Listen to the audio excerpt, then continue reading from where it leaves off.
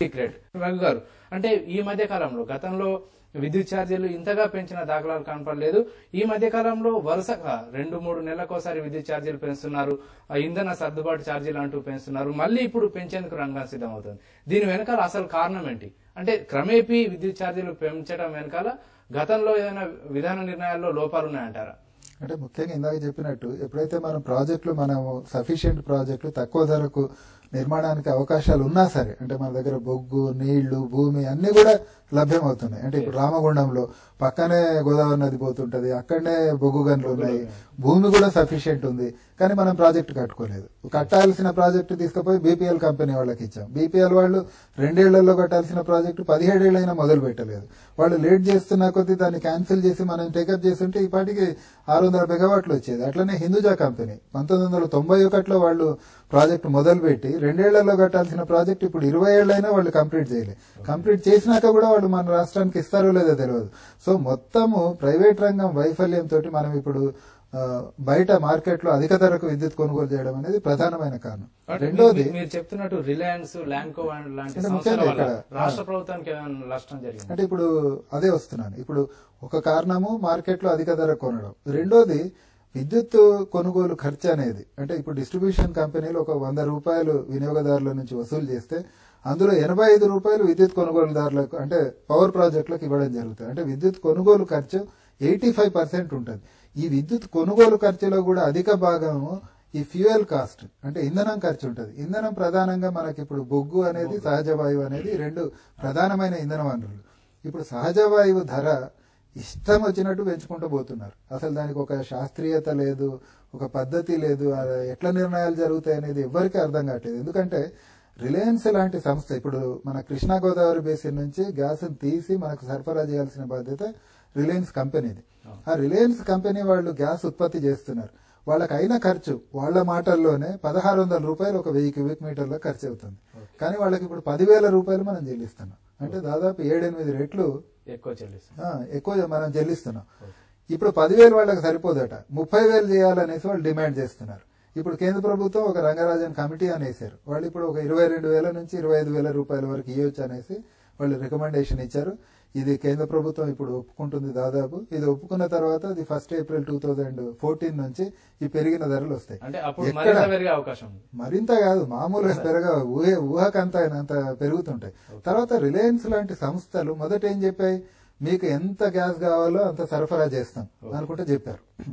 వాళ్ళు ఇప్పుడు మన రాష్ట్రంలో 2,700 మెగావాట్ల ప్రాజెక్టులు ఉంటే 500 మెగావాట్లకు కూడా పూర్తిగా విద్యుత్ సరఫరా కావట్లేదు. మార్చి తర్వాత అసలు గ్యాసే సరఫరా చేసే పరిస్థితుల్లో లేమనేసి రిలయన్స్ కంపెనీ చెప్తుంది. అంటే మొత్తం ఇప్పుడు రాష్ట్రంలో ఉన్న పెద్ద క్రైసిస్ కు ఒక ప్రధానమైన కారణం రిలయన్స్ లాగా చెప్పుకోవచ్చు. ఎందుకు రిలయన్స్ గ్యాస్ సరఫరా తగ్గించింది ఎవ్వరు అడగట్లేదు. అంటే దురదృష్టకరమైన విషయం ఏంటంటే చాలా మంది అనుమానపడుతున్నది ఏంటంటే రిలయన్స్ కావాలని వాళ్ళ ప్రొడక్షన్ తగ్గించేశారని చెప్తున్నారు. ఎందుకు తగ్గించింది అంటే ధరలు ఎప్పటి నుంచి పెరుగుతాయి, 2014 నుంచి పెరుగుతాయి. కాబట్టి అప్పుడు ప్రొడక్షన్ చేసేసి ప్రాఫిట్ ఎక్కువ చేయాలనేసి. కానీ వాళ్ళు రిలయన్స్ వాళ్ళు ఏం చెప్తున్నారు, లేదు లేదు మా బావుల్లో అంటే సహజవాయు బావుల్లో ఇసుక మేటలు పడ్డాయి, సాంకేతికమైన కారణాలు ఉన్నాయని చెప్తున్నారు.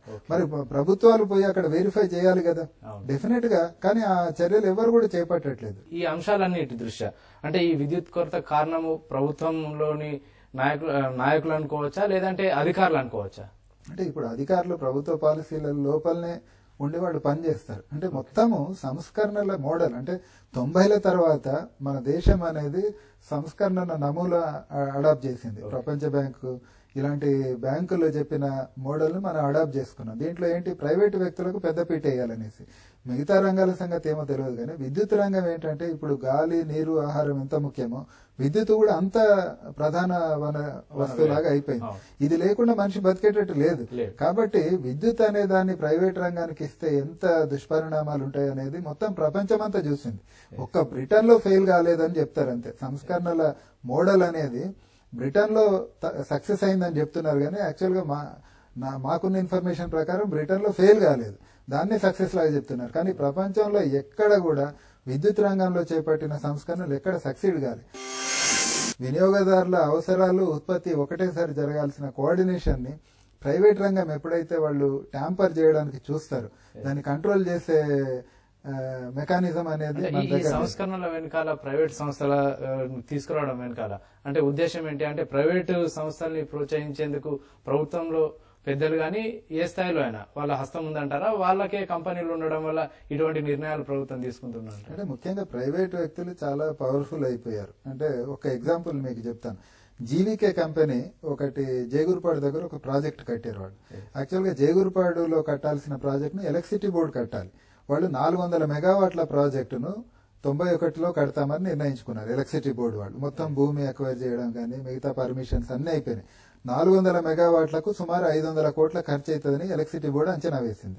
తర్వాత సంస్కరణల నేపథ్యంలో ఈ ప్రాజెక్ట్ ను తీసుకుపోయి మీరు వద్దు కట్టొద్దు ప్రైవేట్ వాళ్ళకి ఇద్దామనేసి ఆ మొత్తం క్లియరెన్సెస్ అన్ని తీసుకుపోయి జీవీకే వాళ్ళు ఇస్తే జీవీకే వాళ్ళు 400 మెగావాట్లు కాకుండా వాళ్ళు 200 మెగావాట్లు కడతామని చెప్పారు.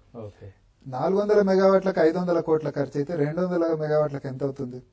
తగ్గాలి, 250 కోట్లు కావాలి. కానీ 200 మెగావాట్లకు ఇప్పుడు మనం చెల్లించింది 846 కోట్ల రూపాయలు. అంటే ప్రాజెక్ట్ కెపాసిటీనేమో సగం అయింది, ఖర్చేమో 4 రెట్లు అయింది.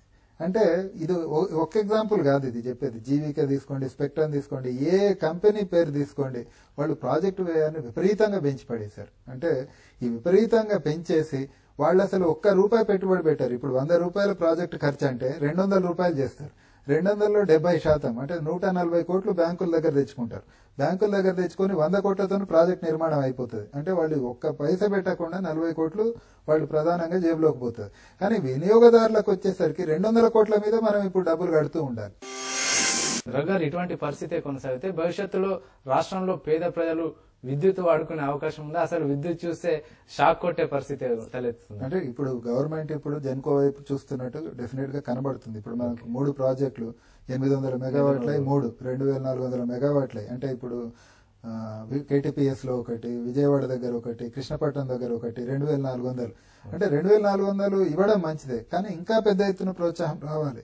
అంటే ఇంత పెద్ద క్రైసిస్ ఓవర్ నైట్ పోదు. ఇంకో మీకు 2 ఏళ్ల దాకా మనకి సమస్య తీరుతుందని నేను అనుకోవట్లేదు. కానీ 2 ఏళ్ల తర్వాత కూడా ఈ పరిస్థితి ఉండకూడదు. కాబట్టి ఇప్పటి నుంచే ప్రభుత్వ రంగ సంస్థ ఎక్స్పీరియన్స్ ఉంది. ఇప్పుడు ఏపీ జెన్కో లాంటి సంస్థలకు ఆస్తులు ఉన్నాయి, బ్యాంకులు కూడా లోన్లు ఇవ్వడానికి ప్రభుత్వం కొంత 20% ఈక్విటీ పెడితే బ్యాంకులు రెడీగా ఉన్నాయి లోన్లు ఇవ్వడానికి. మన దగ్గర ఎక్స్పీరియన్స్ ఉంది, బొగ్గు వనరులు ఉన్నాయి, నీళ్లు ఉన్నాయి, భూములు ఉన్నాయి, అన్ని పుష్కలంగా ఉన్నాయి. మరి ఎందుకు ప్రైవేట్ రంగం వైపు మనం చూడాలి?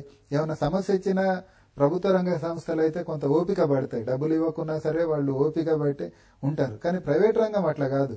వాళ్ళకి అన్ని కూడా ఎస్క్రో అంటే ఏంటి? వాళ్ళకి అసలు ప్రతి నెల వాళ్ళు విద్యుత్ సరఫరా చేయకముందే మనం బ్యాంకులో రెడీమేడ్ గా వాళ్ళకు క్యాష్ ఉంచాలి.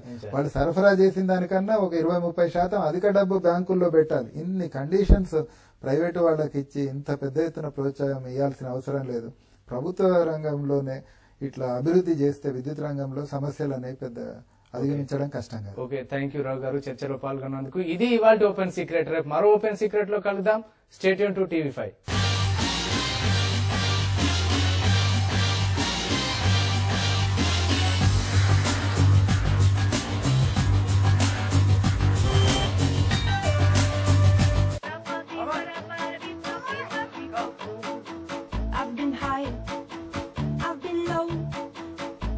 Smiles, so many miles.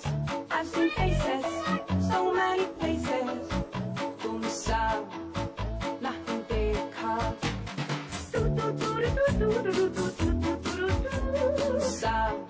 More style than you expected, more admirers than you asked for. Chevrolet say when life gives you more.